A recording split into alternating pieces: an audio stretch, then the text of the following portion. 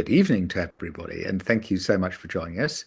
Um, I think this is, at least personally, one of our most interesting discussions about the future of work. I think we've all been through some really dramatic changes. I moved up to York in 2013 and Mm. started working remotely, and it was just about possible then. But I did feel I was often not in the room, and certainly over the last 7 years, and particularly post COVID, the need to be in the room has become less and less important. And so then trying to look ahead and do some crystal ball raising about what the future of work is from here becomes more challenging because it's changed so much over the last decade. And we're delighted to have Julia Hobsbawm, who's going to be discussing that. She's not going to be discussing it with me, but with Vicky. And before I introduce Vicky, I will now ask those that haven't turned off their videos to do so to maximize the bandwidth. But please do join in the conversation. For those of you who are regulars, you will know that we have a very active chatter during our discussions, post in chat, um, not just questions, but comments, disagreements. And Vicky is expert at drawing on those to involve them and take forward the discussion. Vicky Pryce is our chair of fellows, and we're absolutely delighted to have her. She is one of the UK's most eminent economists and a regular commentator, to the point which I suspect most of you have the same problem that I do, which is to turn on the radio without hearing her voice. I think probably because the economics of our world at the moment need lots of Vicky's commentary. So, Vicky, we're delighted to have you and delighted to have you chairing today. And I will let you take it from there. Over to you. Thank you And for, yeah, you're going to now go off, and the moment we see you again, your picture appears, Ben, then it means that we've only got 5 minutes left, or perhaps even a little bit less. So I'm delighted to be talking to Julia Hobsbawm this evening. It's really great. I mean, the interesting thing is that it's usually the other way around. It's Julia who actually interviews me for her amazing podcast that she does. And it's great to do the other way. And let's see where we go. I'm not as expert as she is in this. Now, Julia is very well known across the UK as a writer, a speaker, a consultant, broadcaster herself about the past, present, and future of work. She has straddled academia at various stages. She's written a lot, and also, one could say that she is probably even better than most economists for having predicted something which has happened, which is remote working. In her book, The Nowhere Office, she thought about how work might develop in the future, and here we are. I would say, though, Julia, that we probably have been helped a little bit by COVID. And I think what you have now produced, and the reason why we're doing this now, is because you have produced a publication called The United State of Work, which is looking at what's happened since COVID and the trends that have developed as a result. It's a report under a new setup you've got now called Workathon, which I think is a new entity, the organization that you've set up. So it's a report of where we are, and interestingly enough, quite a lot of people have contributed thoughts in it as well as to where we might be going, what we learned, and whether some of the things from COVID, the COVID periods, have now become permanent, where the issues were, the problems have been, and where we might go from here. And I have to say that I have been one of those contributors, I'm afraid, as well. So the least interesting of them all, but they've been really, really good pieces. They're also pieces by Nick Bloom and others in the publications that accompany the report. So it is absolutely the right time, just now that lots of companies are trying to get people to go back to work full time, and also the government has started asking for that to happen as well. At the same time, of course, they're saying we want to sack so many people. So it's hardly quite the right time to get one terribly enthused about making any changes in terms of the way you work. But Julia, I was hoping you might just say a few things about what inspired you to produce this report. I mean, given that you've been right, what is it that we're trying to tell to the world as a result of the experience 5 years on from COVID? Well, first of all, thank you. It's lovely to be here. And Vicky's essay in the United States of Work is great because I asked contributors to really say, where were they 5 years ago when we locked down? Because I think it's as culturally and psychologically and emotionally as huge a moment for all of us in our lives as, you know, for those of us who are older, where were you when John Lennon died, sort of thing. You know, we can all remember, can't we? I remember having a wonderful cold cocktail at Duke's in Mayfair one day, and then the next day I sat in an impossibly hot but very sort of riveting Wyndham's Theatre watching the Tom Stoppard play about, you know, the Holocaust, and knowing that the curtain was falling on a certain kind of life. So I wanted Vicky and various others to write that experience, but I also wanted to do what my current operation is doing, Workathon, which is to really see work in a global context, in a context that is quantifiably different from the context in which it's been seen before, and to argue why that needs to change, and a context that says that really there is no going back to how we were before, but that work must be seen in its own right, and always through a framework of technology, culture, and economy.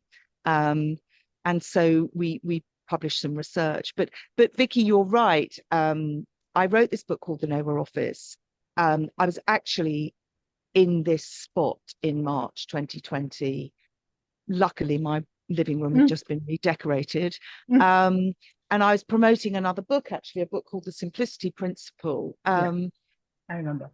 And it was a grim time and a weird time for all of us, wasn't it? And the 6 or 7 months of real lockdown, my entire working life began to be reassessed around technology, Zoom, WhatsApp, live conferences, etc.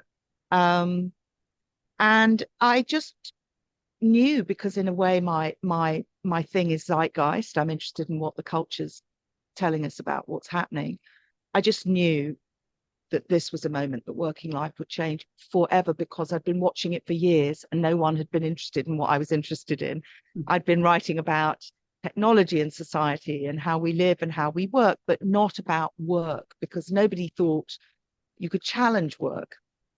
And so I seized my moment, didn't I, Vicky? And I wrote this book. And lots of people said to me, you're completely wrong. You're mad. And unfortunately, and fortunately, I wasn't wrong. And this subject's just got bigger and bigger.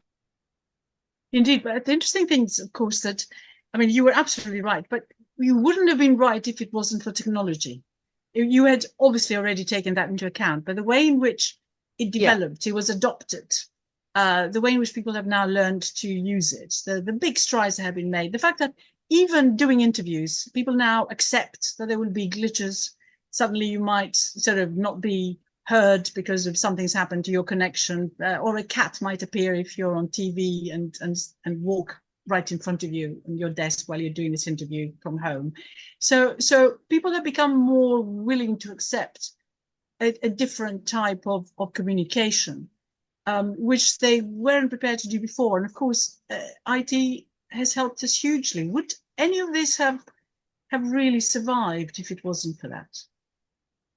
No, but I think it's interesting in a way, because now that we're in the middle of a exciting but also very frightening time of AI, where the regulation around AI, the application around AI, the training around AI, and its implication for the future of work we're not in a comfortable place. I'm certainly one of a handful of many writers who read the Atlantic piece at the weekend, looked their books up on the website, and to my horror, every single one of them has been uploaded by Meta. You know, so in a way, what we're doing now on Zoom, you know, is almost in 5 years a moment of innocence with regard to how we're working with technology, because it's become so much more different. I suppose what I think, though, back to this point about technology, culture, and economy fundamentally underpinning everything, is it isn't just the tech. And obviously, you know, we had the internet before this. And in my book, The Nowhere Office, I actually chart 4 historical periods since the Second World War, which I think are germane. I mean, some of you might think, the daughter of a historian going into historical periods, I certainly did ask my editor rather nervously whether that was a bad idea. But in fact, the framing of how we got to the Nowhere Office, which is a period of time in history, I argue, it's not an argument for remote work or no office. And the point being that we had been living with the era of mobility and of the internet and of technology moving nearer and nearer to us for some time, and specifically since 2007, and what I call the beginning of the co-working years. And so the world was primed subconsciously anyway. Generation Z and the millennials were already, you know, the digital natives. So that was one bit of it, I think. The second bit of it was the necessity to stop overnight at the same time and propel people into using the technology. Is really interesting politically, of course, now with all these mad policies coming out of business trying to get the genie back in the bottle. And but that was also a way of using the technology immersively. That also threw up a lot of fascinating you know, workplace engagement psychology metrics. The Microsoft Trends surveys published around that time were pretty riveting. But then you also had, and we talked about this and you wrote about it, you also had economics, which is suddenly people were saving time, and they then came back to a cost of living crisis. So, you know, the technology enabled the white collar worker. The economy made it necessary to minimize and desirable to minimize travel. People reconnected to their lives. So there was a whole perfect storm of factors. And then, of course, AI, you know, really feasted on the ravaged body of the working world. And I mean, I'm a fan of a lot of what's happening in AI, but I think that we are really on the nursery slopes of creating you know, a human-centric working world that's AI enabled. And yes, well, it's interesting. Sorry. Yeah. I was going to say that there is a word you use, I think, it's not AI, but maybe it's IT, or maybe it's data obesity. So when you're saying infobesity, information that comes in, yes. Yeah. So which is one of the problems that we have in terms of navigating our way around and really focusing on the things that perhaps matter. I mean, do we get too distracted because of the way we work now? Well, what I'm trying to do is basically say that the way we work is never, ever going to go back. It is only going to change, and it is changing on every single front conceivable. You're a worker, you're a leader, you're a designer, it doesn't matter what department you work in. And of course, in a way, the really distinct change has been that the white collar worker, who doesn't represent the majority of workers in the world, by the way, only about 1/6, but is emblematic of the shift to, you know, developing economies want to be economies with more white collar workers, and everybody knows about cities and offices. But the white collar worker has begun to feel like the blue collar worker, threatened and disempowered by changes happening to the way they work. So that's also in the mix. So there's no. So do you mean because of the connection that's missing? Because you become just an automate, a name? No, because somewhere. Their jobs are being well, because their jobs are being altered. Oh, so it's a different, yeah. And so the structure of work is different for everybody. That's kind of what I think and what I've tried to write. So I wrote a book called Fully Connected in 2017 that was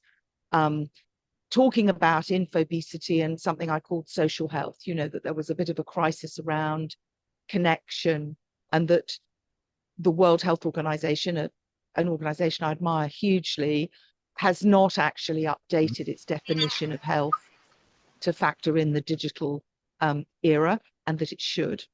And that we know that we were facing a crisis of disconnection, and the developing world is facing a problem of excess connection, but the developed world, but the developing world isn't. I had basically a rather cross exchange at the Institute of Ideas Festival with a philosopher called Nolan Gertz, and in fact the clips are all over YouTube, because if you look closely you can see that we're really irritated with each other. Very nice woman from Deloitte who was chairing it was slightly like but he was basically arguing quite a weird, totally Luddite argument that you just don't need to, you know, that all technology is bad. Whereas in fact, if you read any paper by the World Bank, if you read any data about the emerging world, the number one thing that's going to move the needle, other than, you know, health related, is the internet. And so that interests me and that's why this report is called The United State of Work, because what I want to do is not only mark this moment of pandemic with your essays and others, which I think has worked, but also to say, when you look at the way the rest of the world is working, they are all united by the same set of issues. And I name what those issues are, 6 issues that, you know, are kind of key to everybody. But in addition, when you look even in a tiny way at the data, you realize something pretty extraordinary is happening, which is the old Western way of working and dominating success. Their models are being usurped. So specifically, the UAE is going to introduce a flexible working policy on the 1st of April, which nobody's talking about, which, you know, together with the flexible working policies of Saudi Arabia, of all places, Jordan, of all places, is actually going to place the Middle East more or less on a par, if not advanced, on the Nordics for flexible work. Now, I think that's amazing, and we should be talking about that. Yes, I think it's interesting. You do compare in one of the chapters a number of countries, which do include Saudi Arabia and South Africa, and then compare it with places like the UK and the US. And the UK and the US seem to be slightly further behind in some areas, slightly higher up in others. So it all depends, of course, how you define this. For example, I would say that as an economist, that's a very economist thing to say. I'm so sorry. Absolutely. No. And I mean, that's why I've, you know, hardly had any sleep from when I thought about the report to when we published it, because I tell you, trying to rank countries on about 100 different data sets is, I feel very brave having even tried it, but it weirdly, I agree. It was wonderful, really showed. But it's a very positive thing. On that, by the way, your viewers, I mean, if you just go to workathon.io, you can download it for free. And we've just put up a map on LinkedIn of all the countries that have been downloading it. But it's been downloaded about once every half an hour since publication. Once a minute when I went on LBC. But with, I think, 36 countries as of yesterday were in particular downloading it. So I think that in itself is interesting.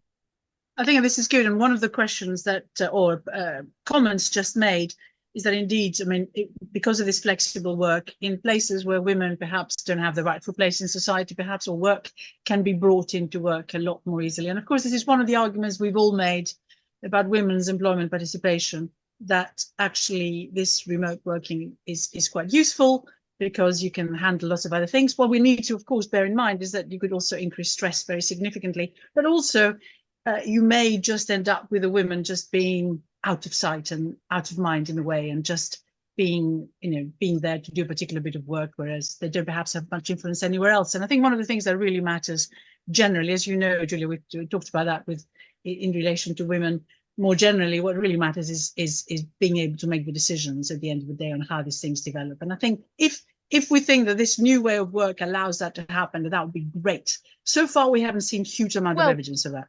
Well, we sort of have and haven't, because what interests me is the demographics of this. And you know, the world's population is actually getting older. We know that, the 100-year life, but actually more and more people are younger, if you see what I mean. You know, about I don't know specifically, actually, I ought to know this number, but I don't think it's about a quarter of the world. I mean, certainly in Africa, where the average age is under 15. Okay, so what you've got is a really shifting, changing demographic.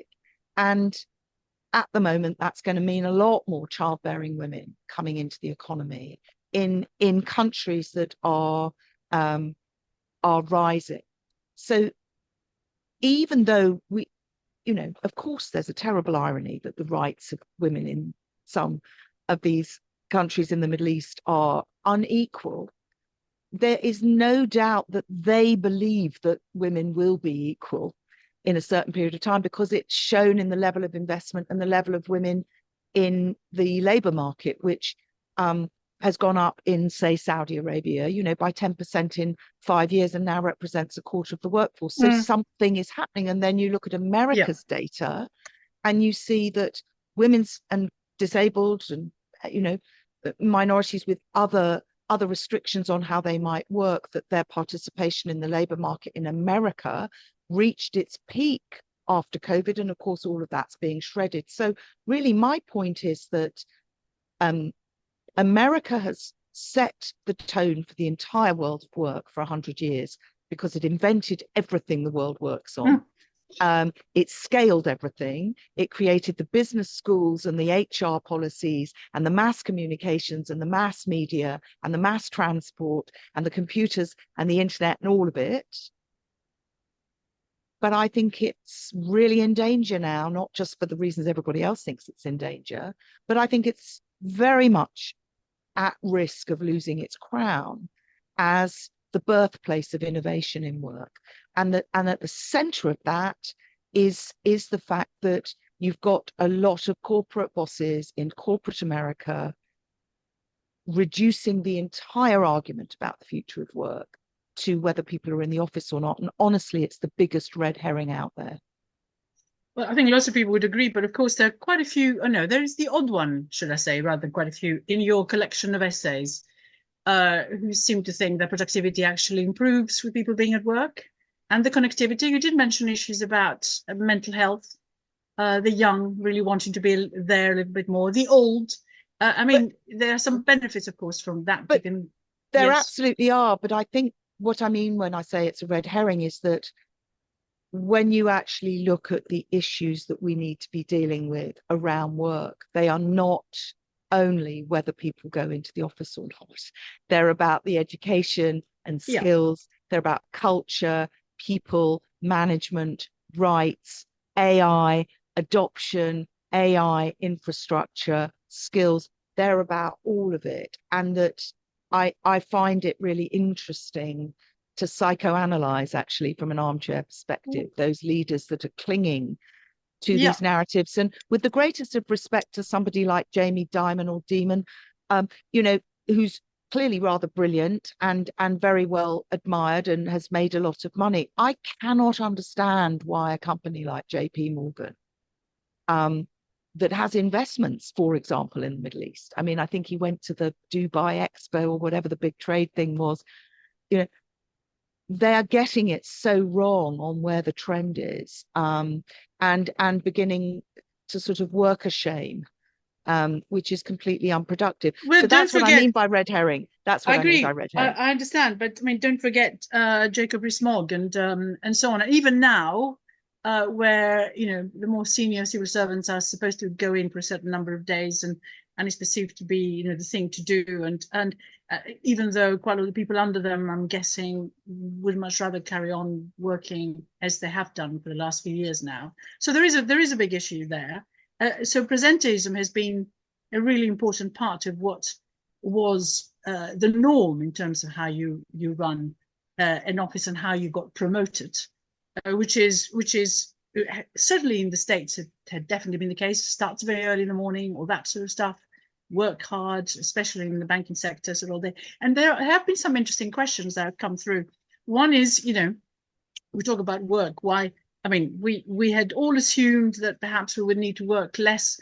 Does working from home allows us to work less? I think you talked about the time rich people, perhaps, or time rich. Perhaps is it work rich? I don't know I can't remember now the expression you used in the book in your writing about the change that's now happened. You've got, but it is that flexibility is the thing that normally promotes productivity. So it's the ability to manage your own life. But I think, well, I suppose what I mean about the American way of work changing is that America set a corporate norm for the rest of the world. They standardized because, of course, Henry Ford created standardization on the production line. And actually I believe what the technology has done, the generational shifts have done, which is there is wild differences between the interests and approaches of the 5 generations currently working in the workplace. What that's all done is left the structure of work, of which the office is a metaphor, not fit for purpose. And the truth is that what every workplace needs is to say, what do we need? Not, oh, well, I've got to get people back to the office. And by the way, it's absolutely well known, and it's been written about in the Wall Street Journal, even when they do, whether it's the civil service or Amazon, they haven't got enough desks because, I mean, if there are any investors here, the property portfolios, the first thing organizations did in 2020, first things councils did, to my knowledge, is set about, without being monitored properly, imposing LTN traffic restriction. Lots of weird stuff happened overnight when nobody was looking in the pandemic by local councils. But I tell you, a lot of weird stuff happened with property portfolios when no one's looking, and they haven't got the desks now. So that's a sort of sidebar anyway. Yes, well, you would expect that they'd want to carry on like this because they can save hugely on commercial property, which is very strange if they want to go back to where they used to be. But perhaps they think people can work more efficiently, differently. I don't quite know. The point is, I talked to a leading trade unionist in America, and let's just be real here that work, when it works, is always in bursts with different dynamics. You have an offsite, you have intense periods of time, you come away, you get back together. So this corporate narrative of always in, always on never did work. And I guess what I'm trying to think through is why is leadership so lacking? Why is there not a better set of leaders coming out and saying, certainly in America and certainly in the UK, who are enlightened? Because really the enlightenment is not coming out of these traditional centers. It's coming out of particular companies, or it's coming out of, as I say, different regions where the policies speak for themselves. And they're experimenting. And also, by the way, they're investing differently. We ranked AI investment in infrastructure. And we also could see that essentially the Middle East is rising up those tables. So it's not, it really isn't just about the politics of whether you're in favor of being in the office or not. It's a much wider picture. And I wish this government showed they were looking at it more holistically, but I'm not sure they are yet. Okay, well, I mean, the government hasn't necessarily moved hugely forward on this. They did work from home by necessity, and now they don't quite know how to cope with whatever it is that perhaps they think they need now to prove, if you like, that they can get productivity to improve. To have better outcomes. You heard what Pat McFadden, saying that we're going to be looking at performance measurements a lot more to ensure that civil servants, perform. Now the question is, how on earth do you measure it? It was never measured particularly well, and of course, if you are an HR person in government or anywhere else in business, you haven't been trained to cope with the new way of working. That's right. And that's very difficult in terms of assigning, saying this person is doing well, the other one is not. So how do we get over that? That's why we've created at Workathon a blueprint. I call it work frame. And we're going to spend the next couple of years actually, with working groups, creating discussions and a framework with our members and advisors to really say, well, this is the new blueprint, and we'll be partnering with some academic institutions and some corporate players and things that I can't announce yet, because it's very, very important that we understand exactly what you're saying, Vicky, which is it doesn't work anymore. Work doesn't work anymore. And I'm sorry if I sound... Well, sorry, but perhaps it didn't work before. I mean, that's right, exactly. And moreover, not only did it not work, and not only is there therefore an optimism in somebody like me that this is, a moment to seize for change, but actually it is so significant in the impacts that this is the new climate change. Work change is the new climate change. In 10 years' time, every workplace, every government is going to have a different understanding, a different set of policies, a different set of purpose around work. And at the moment, it's been atomized and all over the place, and therefore reduced to really what I think is a very marginal argument about whether a small portion of the economy is in the office or not, which I know is ironic for somebody that wrote a book called The Nowhere Office and has a podcast called The Nowhere Office, but think of that as just a catchy title. Yeah, but what you are, though, saying is that it is a relatively small part of the economy, because it is really white-collar workers and mainly those who get paid reasonably well, except for all these teleworkers, the sort of back office, call centers and so on, which have always existed. But it is a relatively small percentage, whereas loads of people still have to go to work every day, and they did during COVID. And, the rest of us, as I wrote in my little piece, hid. And while the others all went out to keep us going, and we managed to luxuriate, if you like, in a place where we could work whenever we wanted, or not work and still get paid if you were on payroll. If you remember, Julia, just 1 second, if you remember, as a result of that, I mean, now people are worried about inactivity rates being very high in the UK and elsewhere. Mental health issues coming out of this, the fact that perhaps people do not go to work and get isolated is an issue. And the reason that, and you remember in a panel you and I were together, you and I had to fight against the view that some of the people had on the panel, that it was basically showing that workers in the UK were lazy. So they didn't want to go into the offices because they didn't want to work, basically. I know you could argue, why should one work? But let's assume that you do need to and have to, and it's actually good for your mental health if you believe Richard Layard, for example. Well-being absolutely hinges on you having a job. So it isn't that people are lazy, but it has really seriously had an impact on people who, first of all, it's created division among the people who could stay at home and work. Well, that's the issue. That's the centre of it, because of what I would call the hybrid haves and have-nots. And again, it tracks back to the point that at a management level and a leadership level, it's ever such a lot more complicated to negotiate. But, it's got to be done because it's real, whether it's the childcare or whether it's the generational attitudes. Employee engagement responds, correlates obviously completely to productivity, and it correlates with what people value second only to money is autonomy and agency. And let's not forget that the story of work's failings is played out again and again and again in popular culture. And let's just go back to America, because Americans loved to work and lived to work for so long. But what was the most downloaded show on Netflix in the whole of the pandemic in America? It was The Office. 57 billion minutes of it were watched in America. So the fact is, work didn't work. Work needs to work better. And the arrival of AI has made what work was designed around almost obsolete. And so we have to do something anyway.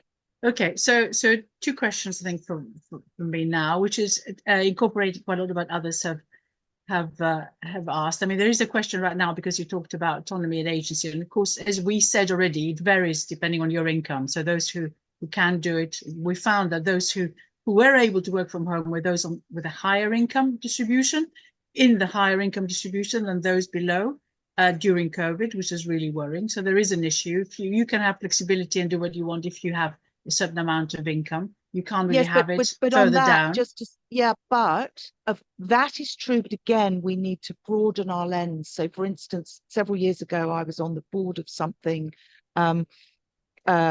looking run by a human capital management software company called Kronos, an American company that set up a task force. And I went to IKEA's headquarters in Delft. One of their board members was on our board. And actually, technology was being used to create flexible work and shift work and connected to home life work amongst floor workers in IKEA 10 years ago.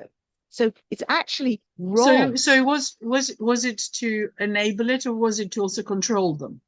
Because of course that agency then goes away. Absolutely to enable it, because it's incredibly complicated to organize shifts and shift patterns, as anybody that tries to organize their own diary knows.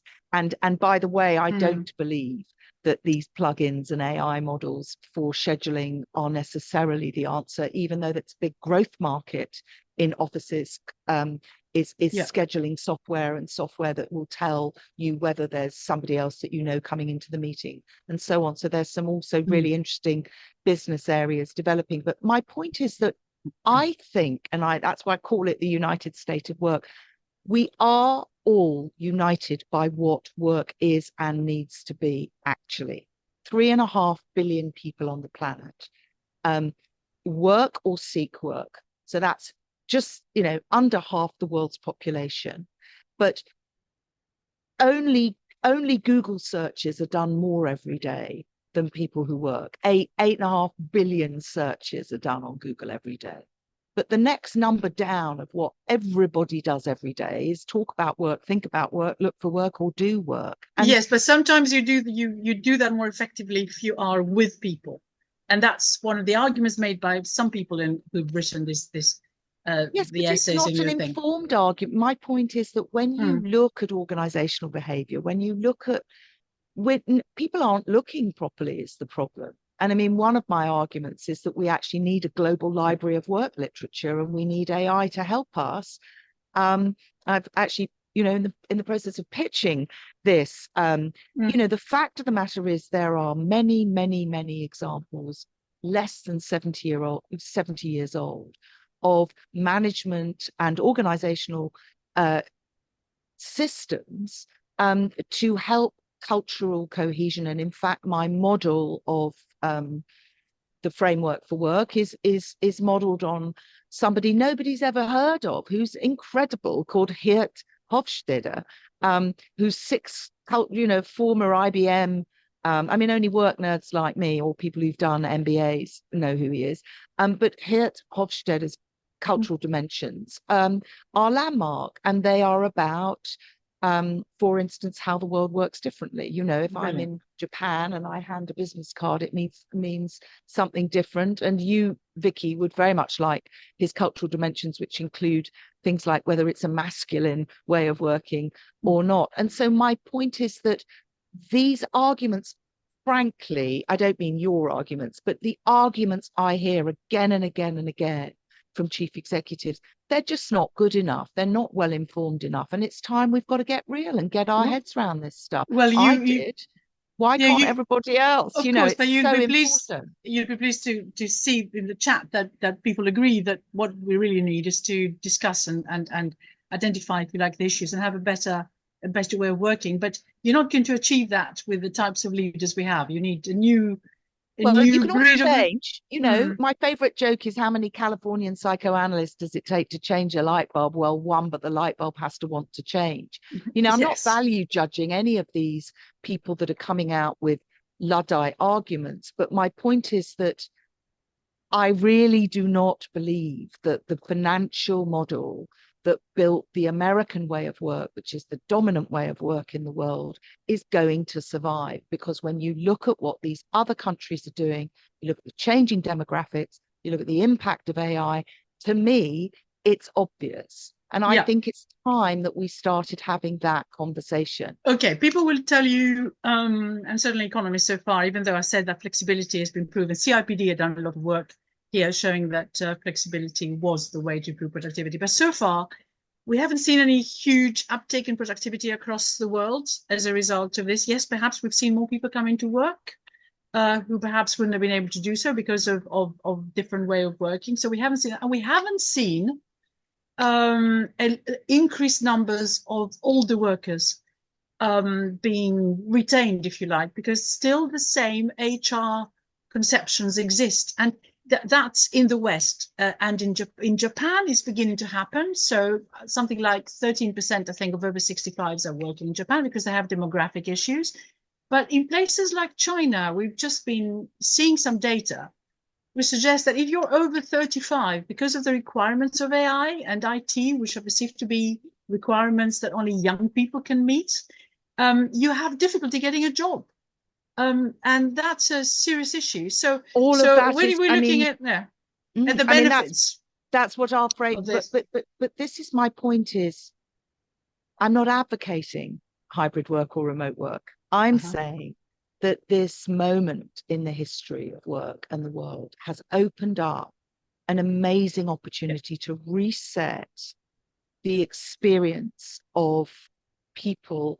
And it's urgent, not only because, you know, people are going to be more mobile in work, they're going to have portfolio careers. 50% of America is going to be freelance.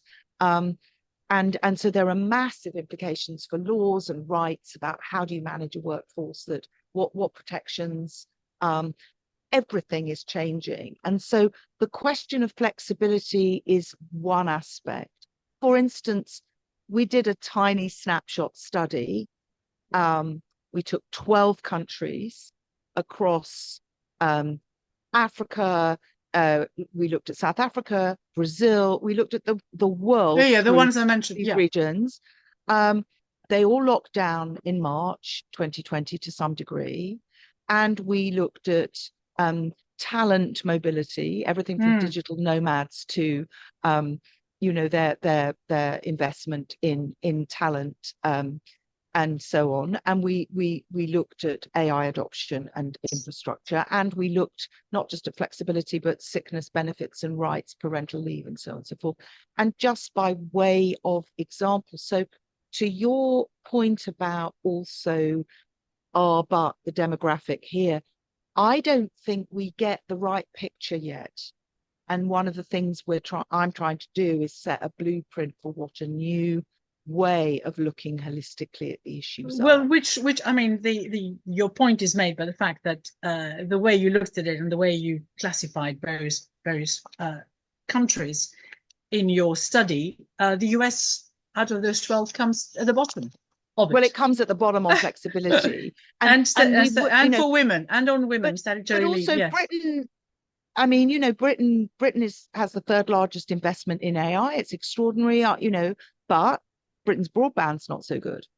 Yeah. And now we need to talk about, well, what is the skills and the training and the investment for AI? And by the way, I'm not at all happy with the way government is planning to work with AI, because I don't think government is working well in the first place.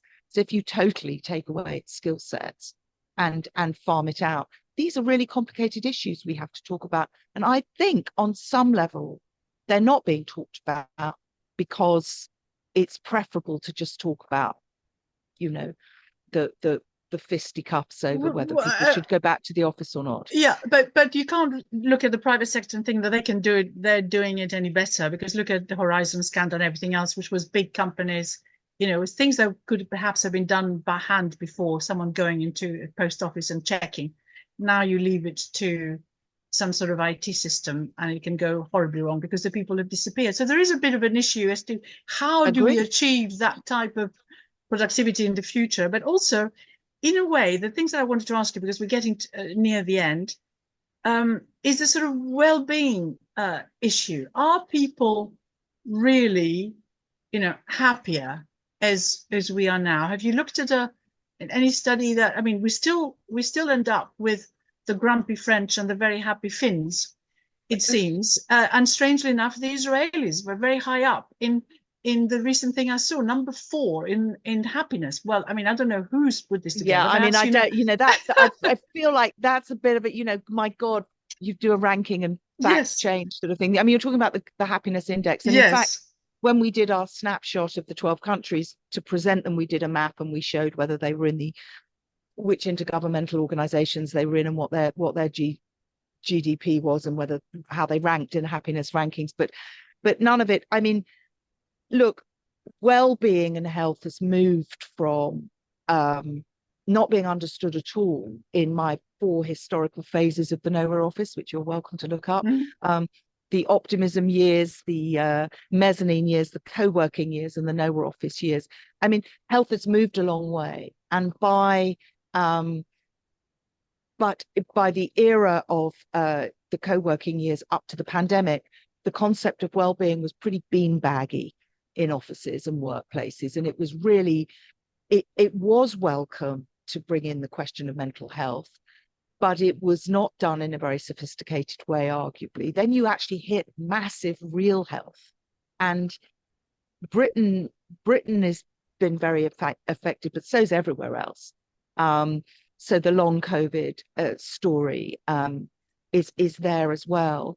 So now we need a much more sophisticated discussion about well-being, and we have a brilliant essay in the collection, which you may have read, by Melis Aberciolu, who runs a Gulf and Turkey-based outfit called Wellbees and has hundreds of thousands of clients and surveys and things. And well-being now is being understood as as linked to leadership and management. And her argument is, if the leader and the manager feels well supported and has good mental health because they're not completely stressed with impossible targets, they will lead a well workforce. Now that's much more interesting to me than offering head massages at lunchtime. I agree, but you do believe, I mean, there are quite a lot of questions raised in the chat, which I've been trying to sort of sum up a little bit in my questions, but there is also, look at what happened with this Signal sort of network that they managed to send, to include in that, a bit like a big WhatsApp thing. This journalist from The Atlantic, who of course reported on everything he read about the planned bombing of the Houthis. So this was the information flow. If you rely on that type of communication, may not be good enough or secure enough. And there is one question from somebody who was an investment banker, that's from Alicia Weston, who says that really what you do rely when you are working on the markets is that instant information, so you know what's happening and you're able to keep up with it. And remote working may not do it. So do you agree that it works in some ways but not in others, and you need to I've argued this since the beginning. Absolutely, right. It's workplace by workplace. But my point is that we need to use this as a springboard for a much deeper, wider, systemic conversation. And we need to understand what the workplace of tomorrow is going to look like, where it's going to be, and by the way, the relationship between the humans and machines. And there is a whole other conversation about, I agree. I mean, because we don't have enough time. I mean, you've covered that. What you're saying is there's a flexibility also per organization that it needs to be looked at again, but it does require good leadership, good management, good HR. I mean, there are some people in the chat who say good politics. And it needs to look at the rest of the world. It needs to look left and right, and more than the happiness index. Well, I mean, that happiness index, you can forget it. But there is a sort of well-being index. I think it's important to think about well-being. Yes, but the OECD, which I admire hugely, the Better Life Index, fantastic piece of work. But there are 38 countries. I've called in the report for a World Work Organization. We need every single country's data, looking at every single trend to come up with a new picture by 2045. That's what we need. Well, that is good, but of course you need to watch what sort of data they put out. I mean, for example, in the French data, you always wonder, since they have the 35-hour sort of week, how much work is actually done. And we've also got to watch it a little bit, Julia, in the sense of, yes, lots of people would be freelance and doing their own thing and so on. But what we saw, for example, at the time of austerity in the UK is that when we got loads of people leaving the civil service and being self-employed or freelance, whatever it is, productivity actually collapsed. And it wasn't just the financial sector. It is that you can't measure it very well. You spend a lot, I'm sure you spend a lot more time doing various things than actually billing for the time that you spend. So there is a bit of an issue as we move into this sort of more hybrid model of workers, not just work itself, sometimes in, sometimes out, but also doing lots of different things. And what worries me, the end of the day, and perhaps we can finish on that before Ben appears, as I think he's threatening to do in a minute, is given, if people do indeed stay out of the office too much, is it more likely that they will be substituted by AI or a machine? I mean, have you found any evidence that being in is more of a guarantee that you're not going to be AI'd? So which worries lots of people. I mean, I just feel we're in a different place with this argument now, Vicky, if I'm honest, that, 5 years on, we've all got a lot more to worry about. And we do have to worry about cultural cohesion. And we do have to worry about culture wars and office politics. We did some data in the report that shows pretty clearly that geopolitics and politics and antagonism in the office has become a very real concern. But what really concerns people is always fundamental, which is they don't feel that they're fairly treated, that they know what's going on, that they're fairly trained, and that they're well managed. And the managers don't know what their targets are, and the entire economy and technology and culture of work is being upended. And so we need policymakers to set the mood music, and then we need different kinds of leadership. And yes, we need to change things, but not by saying, can we go back in the same way? Because we won't. It's a cultural revolution. It's a technological revolution. It's an economic revolution. So we have to look forward. Well, I mean, of course, at the same time, if you go less environmentally is quite helpful, and all that sort of stuff that we use at the time of COVID and post-COVID to argue why one shouldn't perhaps be going in all the time. But then, of course, the thing to watch is the Apple Pro, actually, because the Apple Pro, as I understand it, is really coming up with the level of immersive tech that is going to mean, if I had one prediction, it would be that apart from the fact that in 15 years' time, it will not be Europe and America that will be leading on the world of work. The other prediction is that to work will be a kind of immersive experience, using a completely different engagement with technology for the white collar workers. And you look at Japan is a very interesting case in point in the economies where they really still do have aging populations, and Japan has a significant aging population.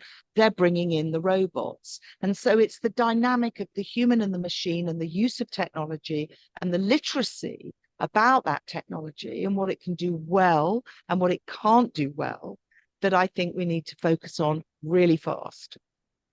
Well, I mean, thank you very much. I think Ben is about to come, and I just wanted to say that I'm completely in favor of going in as little as possible. I mean, in fact, I never could see the point of school. From when I was quite small, I was thinking, why can't I just read the stuff at home? What is the point of going in every day? And I had to wait for decades before this sort of thing is acceptable. So I'm quite grateful for COVID, at least, for allowing us to do that, and of course for the technology, as long as it doesn't go too far.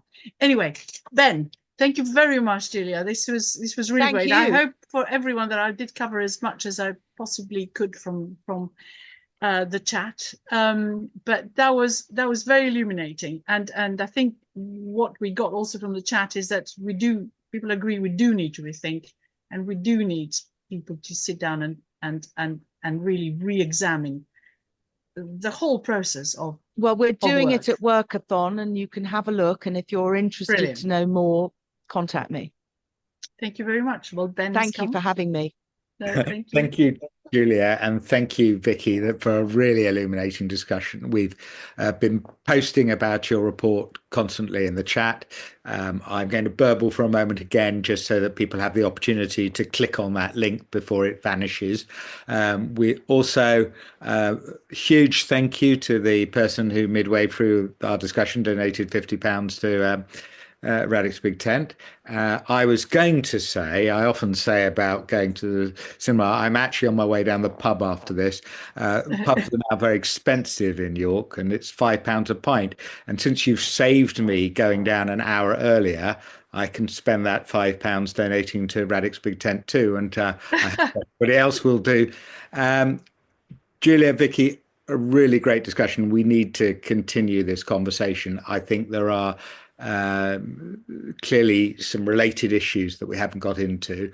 We're also looking forward to our next webinar, which is on the 24th of April, and with Duncan Hames of Transparency International, and he is looking at the role of dark money in politics, which is very central issue to us and very much part of one of our core programs around political reform. So I very much hope you'll join for that. If you've enjoyed today, I very much hope you will help us to run more of these events by making a small contribution.